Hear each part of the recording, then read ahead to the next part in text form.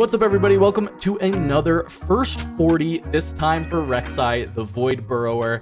This is a series where we go through a new legend and try and break down what my first 40 cards would be to try and help you figure out how to deck build for this new legend. So let's kick things off straight away. Rek'Sai, the Void Burrower. This is the new legend from Spirit Forge that is Fury Order. When you conquer, you may exhaust me to reveal the top 2 cards of your main deck. You may play one, then recycle the rest. I am playing Rek'Sai Breacher as my chosen champion. This is a 3 energy, 3 might accelerate with Assault, and friendly units played from anywhere other than the player's hand have accelerate. So that is units that you're able to play off of Void Burrower can help a lot. And then Void Rush, of course, is the signature spell, insanely broken card for this deck. Reveal the top 2 cards of your main deck. You may play one, reducing its cost by 2, and then you draw any. You do not play this way. So if you don't find a card you want to play, you can actually just draw 2. Yes, you would lose the resources, but it is an option that you have available to you when you're casting Void Rush, which is very powerful for this card. So let's just jump into the battlefields as well for this deck. I start out with Trifarian War Camp. This is a swarm heavy list, as you'll see in a second, and you end up getting a lot of value out of this +1, usually more so than your opponent ever would. My going first battlefield is going to be Arena's Greatest. This is getting that extra point when you're going first. It's a very fast deck that I'm playing, and Arena's Greatest is going to be able to give you that early point tempo to get ahead and try and close out the game a little bit faster, maybe a turn cycle ahead. The final battlefield is a little bit more interesting and a little bit more helpful for Rek'Sai than a lot of other decks where Candlelit Sanctum historically has been considered relatively neutral. It says when you conquer here, you can look at the top 2 cards of your main deck. You may recycle one or both of them, and then you put those back in any, or put those you don't back in any order. This is really good when we're revealing the top cards of our deck. We'll trigger Candlelit first, look at the top 2, decide if they're things we want to see off of our Rek'Sai, off of our Void Rush, whatever we're playing later on that turn. And if we don't want to see them, we can just tuck them at the bottom, or we can put them on top in the order that we actually want. So Candlelight's really, really helpful for that. And immediately, as you take a look at the list, this is hookless. A lot of people are talking about Rek'Sai wanting to potentially be a hook deck, and even though I'm including a lot of cards that feel like they would be quite good in hook, I actually found that hook ends up slowing down the game plan that you were already trying to do quite a bit. And I think in the early testing, there's been a lot more gear hate than I'd like, and I think playing out a hook and then having it get destroyed ends up feeling pretty detrimental. And it's possible, and we'll talk about in the maybe board later, if the meta shapes out differently, that hook ends up being really good for this deck. But for now, I really like hookless and just playing this very fast, low-to-the-ground, aggressive playstyle with Rek'Sai. Now, the core thing with Rek'Sai, the best card of the deck, I'm going to start out just at the best card, at the core game plan, why this deck can be so powerful, and it is Undertitan. This is absurd. The strongest thing you are doing in Rek'Sai is revealing Undertitan off the top of your deck, getting those extra 2 energy, and being able to flood the board with it is allowing you to just have these massive might turns that no other deck can kind of contend with in your early stages of the game.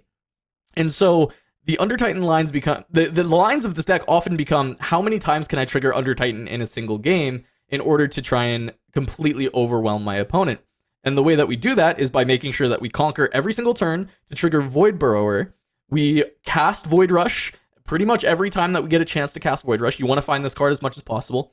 And we actually play the Void Hatchlings. And this says when you reveal this card, you can look at the top card, and then you can decide to keep it on the top or the bottom before you actually go for the reveals. So I really, really like that suite of cards to kind of play around the Undertitan and make sure that it is something we can see over and over again, because it allows you to go, even as early as the second turn of the game, you can conquer with the 2-drop that you've played, and then you have basically 6 energy to work with on turn 2 to play, 3 more 2-drops or a 2-drop, a hopeful, and something else, and it can be just incredibly powerful to do that.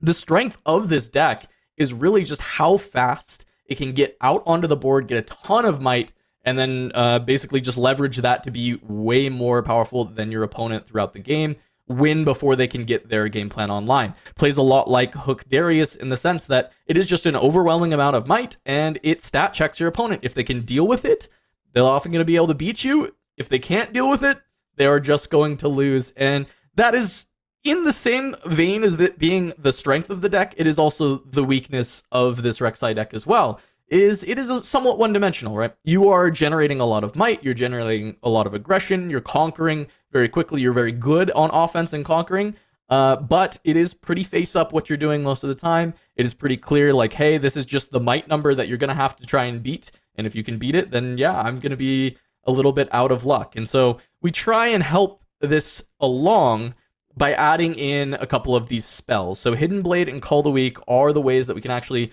try and break that a little bit and say, hey, even if you can get above this might number, we can still take you out either at action speed or hidden with Hidden Blade. Or one of my new favorite additions to this deck that I didn't have originally is Cull the Weak. And the playline that I really love with Cull the Weak is the fact that when you go and conquer to trigger Rek'Sai, oftentimes you're sending a recruit or you're sending a 2-drop that is probably never going to survive the next turn. It is likely just going to get killed off by your opponent, and they're going to get that trade for free. And it was really, you got the conquer so that you could play a card with Rek'Sai, but you are trading a card in that 2-drop in the same vein. Now, where Cull the Weak comes in is because that unit was going to die anyway, you either get to just play a Cull the Weak from the hand, kill it, and you're going to get rid of one of your opponent's units, or sometimes you conquer with that 2-drop or that token, and you're going to see Cull the Weak off the top because of Rek'Sai, and you'll get to cast it from the top of your deck, destroy their unit and your unit, and then continue to have control over the board, over the battlefield, and slow them down. So especially good against the decks that are playing slower or only just have like a single big unit that they're trying to play around. Cull can be outstanding. So, with that said, I'm going to try and break down a little bit of the unit choices that we have in this deck so far. The early game, we are playing, it is 10 2-drops as far as 2-drop units, which is very high, but you kind of get it when you play the Rek'Sai deck, why you want so many. You never want to miss a turn 1 drop in this deck, because you need to start conquering immediately to start getting value out of Void Burrower. But also, Void Burrower is very energy hungry, right? Like, you are playing Legion effects, so you kind of want to play a card before you move into Conquer, and then once you Conquer, you still want to play an additional card after that off the top of the deck. You never want to reveal with Void Burrower and not be playing a card, because then you're just hemorrhaging value from a deck that entirely relies around might values as it's going throughout the game. So by seeing more 2-drops off the top of your deck, you often can have those 2 resources available to be able to play one of them off the top. And so we try and play as many of the 2-drops that can be worth 3 might as we possibly can. Trusty Ramhound is pretty much always just a 3 in this deck. And then we have the Poro that is also going to be a 3 on offense, whereas the 2-drops that have less copies that we play 2 of, Void Hatchling because its utility is quite nice, and then Honest Broker because the gold gear is going to be useful for protecting your energy when you don't find a seal, because as I said, the deck can find itself energy hungry where you're getting a lot of resources and you want to just flood all of it onto the board, but you get gated by the amount of energy you had, which again is why Undertitan is just so incredibly strong, and when you reveal it, that extra energy can help you continue to flood and make it happen. It has this like opposite effect of a Darius deck where their issue is that they can't get enough cards because that extra energy that they have from the Darius legend allows them to dump their hand very easily, whereas Rek'Sai is able to get the extra cards from the conquering, but needs ways to supplement that energy, and Undertitan and, of course, things like Honest Broker and these seals help you get there. So really love the 2-drops, being able to flood the board with that. So I want to move on to the next kind of stage of these drops, going on to our slightly bigger drops. Noxus Hopeful is kind of also a 2-drop, but it just can't be played on the first turn of the game. Because you have so many 2s in your deck, Hopeful is pretty much always going to be able to be played. When you go first, your turn 2, your turn 1 is often 2-drop, turn 2 is often 2-drop Hopeful, and you just continue to get that pressure. But other than that, the 3-drops are going to be the Xin Zhao and the Vanguard Captain. Because we have so much flood, because we're putting so many 2-drops on the board, Xin Zhao is always just a 3 energy, 1 power for 4 might accelerate. And tank can even have some value when you're trying to send in something like Rek'Sai Breacher and you want to keep her alive. It can be really nice to have that. Whereas Vanguard Captain, we're also triggering Legion very frequently, and this is just an efficient unit when it comes to might. It is just 5 might for 3 energy. It's really nice to have, and by splitting it up amongst 3 different units, you're able to get value out of these recruits, because sending a recruit in to conquer an open battlefield to trigger Rek'Sai Void Burrower and losing a recruit feels a lot better than having to commit more of your might that you're being able to keep on the back row. So I like Vanguard Captain a lot for those reasons, even if I'm not necessarily playing around Hook. Now, on top of that, we've got the one of Spectral Matron. I've gone for a lot of different numbers of Spectral Matron over the course of playing this deck. It's really cool. It can bring back your Rek'Sai Breacher if you have to use her in the early game as an accelerator. It can bring back Xin Zhao, and when it does, as long as you had one other unit on the board, Xin Zhao will enter ready when it is played off of the Spectral Matron, which is really powerful. Or you just do the classic, which is grab back a Vanguard Captain, which is really, really strong as well. There's also this cute synergy where you can accelerate the unit that has been brought back from Matron with Rek'Sai Breacher, and that can kind of help out a bit, as we've got some other of the big units that you might want to accelerate when you see them off the top. Draven being the biggest unit in the deck. It's a very aggressive list. It is trying to score a lot of points very quickly, and so Draven Showboat is going to have a lot of extra might. When you're able to find Draven Showboat off the top, as long as you have the runes, and in the late game, you tend to have a good amount of runes that you can work with. If you have Breacher in, you can actually just accelerate this Draven Showboat when you see it off the top, which is really powerful and really, really nice to see. Hopeful is another great one where you can just kind of accelerate for an additional energy. And if he has Legion activated, it's basically 3 energy, 1 power for a 4 might accelerator, just like Xin Zhao, which is very, very nice to play. So you get these kind of cute synergies around the Rek'Sai to give some additional accelerate to this deck where it wouldn't have it. And then, of course, already talked about the Undertitan and how strong it is as far as revealing it off the top. But also, you would think, well, you really don't want to draw this then, but it's kind of okay to draw. Because we're flooding the board so much, because we're playing things like Vanguard Captain, Undertitan has this additional effect that says, when you play me, give your other units +2 might this turn. So it's this kind of mini grand stratagem effect that comes stapled to the body that we want to be playing 3 of and revealing from our deck anyways. Which is just very, very nice to have this ability to jam this down, buff up the whole board, and just create a very large might swing. Very frequently, when you're paying 6 for this, you're giving +8 might, +10 might to your board, because you'll have so many little units that you've been able to have set up that it can just create these massive swings and allow you to break bigger holds. So really, really love Undertitan. Cannot speak enough to it. I think no matter how you're building your Rek'Sai, I mean, maybe there's some exceptions, but for the most part, I think the deck starts with 3 Undertitan going in, and then looking from there, figuring out what you want to do, because that energy is just ridiculous. So I want to talk a little bit about a mini combo that we have here, because the Vanguard Captain, I mentioned, hey, it's nice to get a bunch of these units out, a bunch of small units. I found that Rally the Troops was a spell that I had severely underrated, but it has this cool 2-card interaction with Vanguard Captain, where you play Rally the Troops, you draw a card, and then you play Vanguard Captain, and it buffs the Vanguard Captain and each of the recruits. So you're getting 8 might of value for 5 energy and a power, 8 might plus a drawn card, just at 5 energy. So this can be done on turn 2 going second. This can be done, just turn 3 going first, of course. Like, very early in the game that you can actually get value out of this Rally the Troops. And in the case that you don't have this combo where it's later in the game, Rally the Troops can still be played, and then you play like 2 to 3 other units, and that value is quite good for a 2 energy spell. When you quantify it as the number of buffs is the amount of might that Rally the Troops is worth, realistically, if you get 2 might from it and you replace itself by drawing a card, I think that's a really high value card. I think I would often play a spell that said, give 2 buffs to my board and draw a card. I think that is very powerful, and so by having these additional ways to extract even more value out of it, extract 3, 4, 5 might from a single Rally the Troops while also getting that draw to replace itself. I've been very impressed with this card, and I think there's maybe a lot more room to continue to experiment with Rally the Troops in maybe some different decks as well, maybe not just even this Rek'Sai. So wanted to definitely give a shout to this card. It's been quite impressive.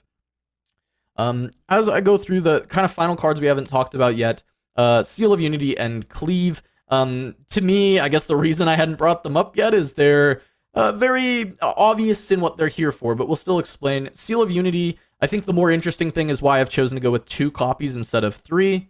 I often don't care if I find Seal of Unity in my opening hand to play. It is just a 0 cost that I can play off of Void Burrower at some point in the game, and I realistically want 1 or 2 seals. I don't really want to ever see 3, and you see a lot of your deck with Void Burrower throughout the course of a game, so I'd rather make room for some other cards that I think are going to be more impactful than just more seals. But I do think finding an early seal on the first few turns is really nice. I just don't want to keep seeing them as the game continues on.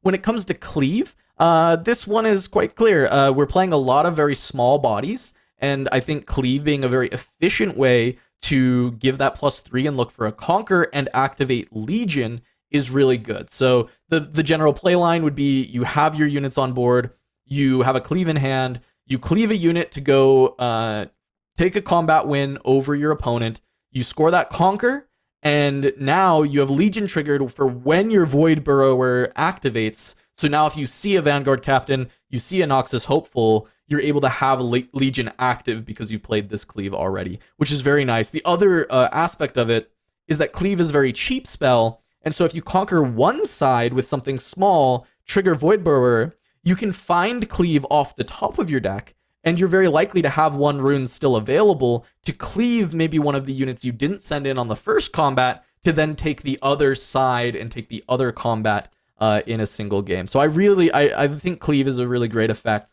to have in this deck, and it helps you go for those conquers over and over again. So that's the overall deck. What I will say for the general playlines is you do kind of each turn want to be going for a conquer. You want to trigger Void Burrower as much as possible. And then the hardest part about this deck is knowing when to go for a hold.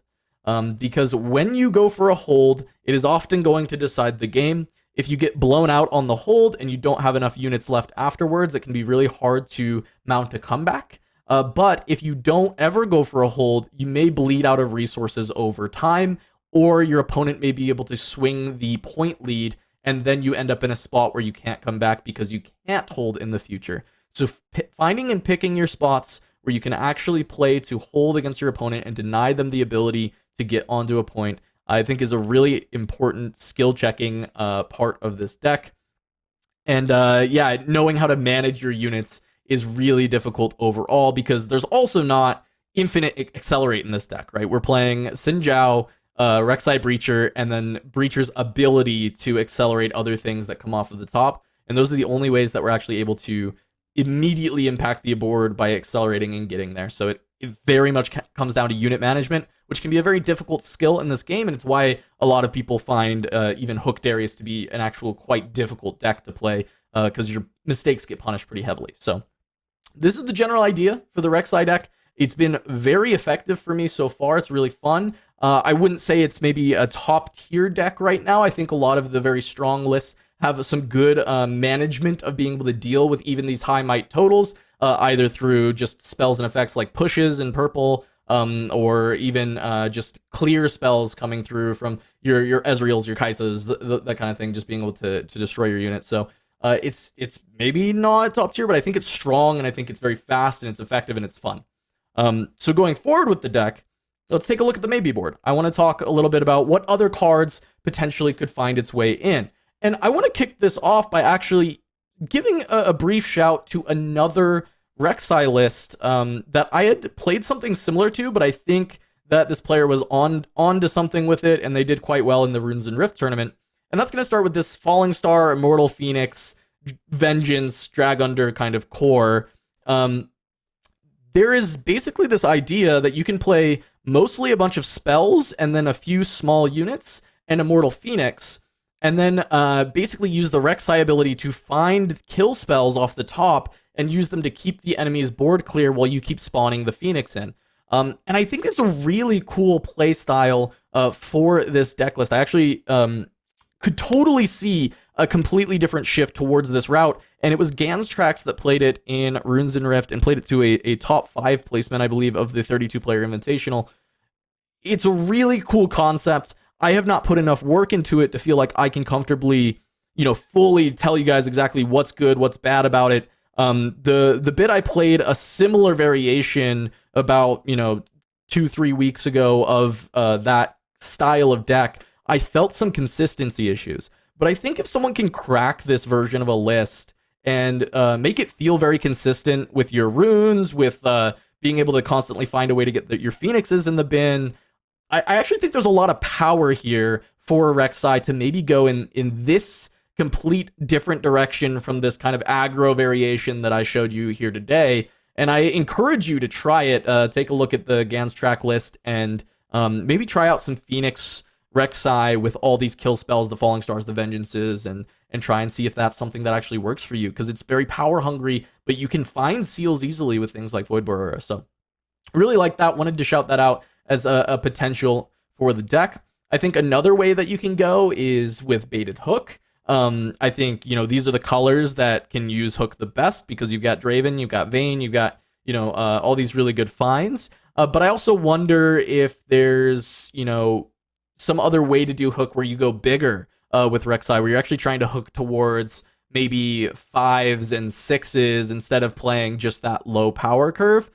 Because I've tried the low power curve and it feels to me slightly worse than just playing a very aggro variation and not worrying about Hook. So I wonder if Hook actually wants to be somewhere where you're actually trying to get out some even bigger stuff, and maybe even trying to find Harnessed Dragons off the top or something of that nature, and still using Undertitans to potentially even cheat some energy out throughout the game. So I'm curious if Hook is that direction, or if there's no gear hate, maybe Hook comes back into the aggressive version, is also still quite good there. So some cool ideas immediately of like, these are different ways that you can utilize it. Hook also, you can accelerate with Rek'Sai Breacher. You can accelerate the unit you get off of Hook, which is really powerful. It's a really strong effect. So I think there's a lot of reasons to consider Hook. I don't know that it fits into the very aggressive shell this time around.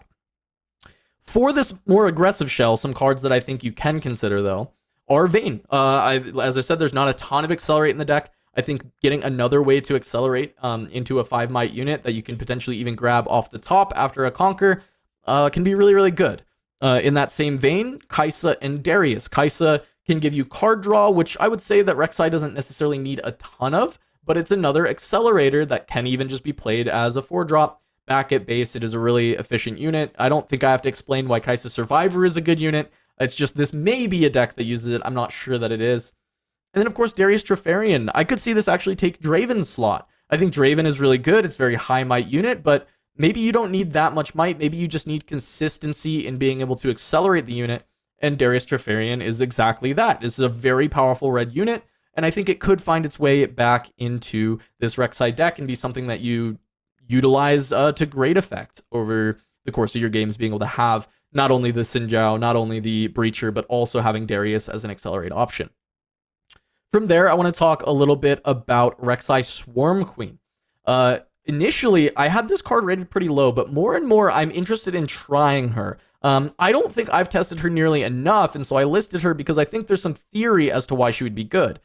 As I mentioned throughout this video, Undertitan is the strongest thing that Rek'Sai does, in my opinion. You see it off the top, you get the 2 energy. Swarm Queen gives me additional chances to look at the top of the deck. She says, when I attack, you can reveal the top 2 cards of your main deck, and you may play one, then recycle the rest. And if it's a unit, you can play it there to help you with that combat. But this is just an on-attack trigger, repeatable, to be able to continue to look at the top of my deck and dig further, which is exactly what I want to do when trying to find Undertitan. So if I can add additional ways, maybe Swarm Queen is actually something that I want to consider in maybe a slightly different, even higher cost variation of Rek'Sai that's not as aggressive, but plays a little bit more mid-range and continues to look for more Undertitans, and even maybe cycles them multiple times, finding the Undertitans, getting through the entire deck and seeing them again. I think it could be a really cool idea, and I'm pretty open to the idea of Swarm Queen.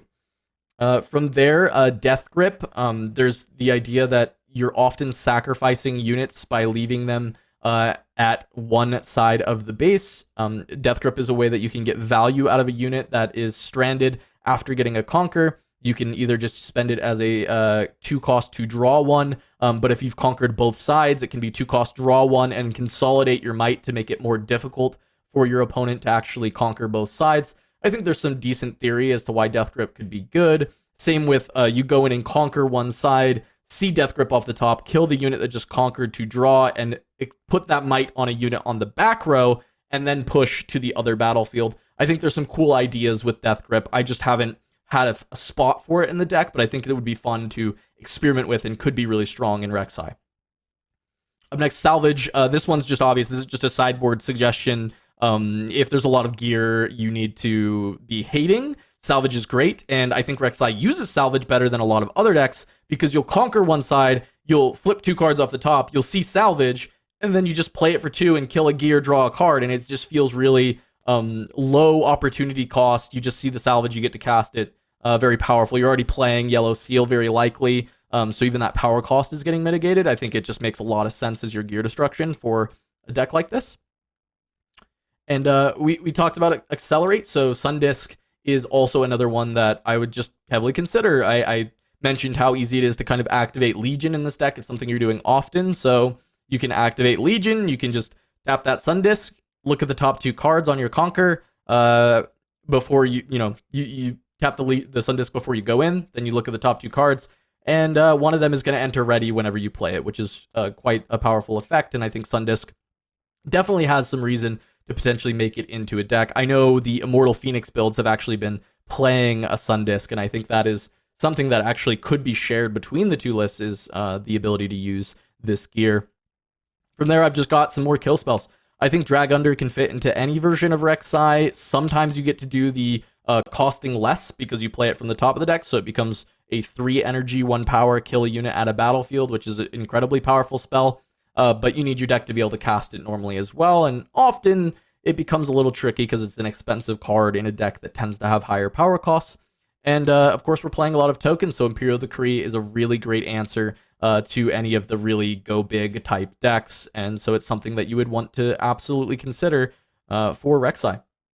Other than that, final thing, I've got the 8-4 split on runes so far in the deck. If you decide to play an Immortal Phoenix version with the Falling Stars, that probably flips pretty heavily.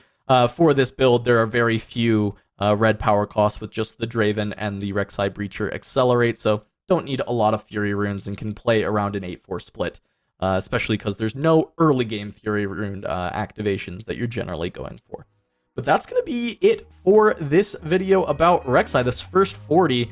Please let me know what you're building on Rek'Sai, what cards you've been enjoying, what you think has been really strong. And if not, I hope that this is a really great starting point for you to try out the Void Burrower. I think it's a really fun, aggressive, fast-paced deck that does some really clowny, fun things. I love flipping cards off the top of my deck, seeing that Undertitan, and looking at my opponent like, yeah, I've got 6 energy now. What are you going to do about it, as I get to flood the entire board with a bunch of units? It's a really, really fun deck to play, and I hope you have a lot of fun. And if you enjoyed this video, please like and subscribe to the channel. It's been great to have you, and I'll see you on the next one.